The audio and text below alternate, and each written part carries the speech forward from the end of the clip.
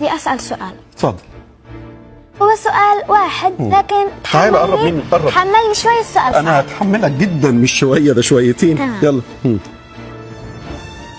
يعني أنا تعلمت في الصف الرابع، تعلمت في المدرسة في مادة التربية الوطنية إشي اسمه حقوق الطفل، مؤسسات حقوق الطفل العالمية، مؤسسات حقوق المرأة العالمية، مؤسسات حقوق الإنسان، ويعني مؤسسات تدعم الناس وتقف معاهم.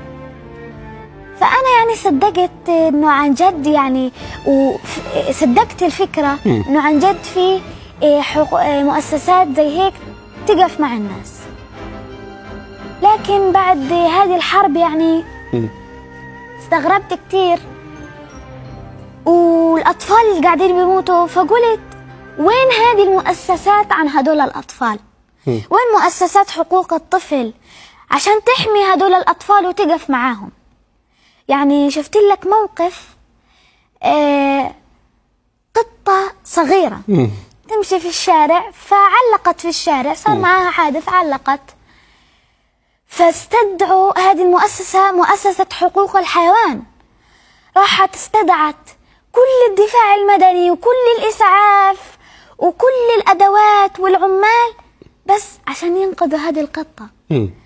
طب وين هذه المؤسسات؟ حتى إنها تحمي أطفال غزة.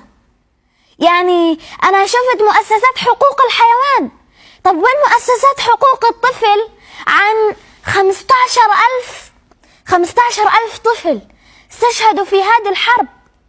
وين هذه المؤسسات لتقف معاهم وتحميهم وتبعد عنهم هذا العدو الظالم؟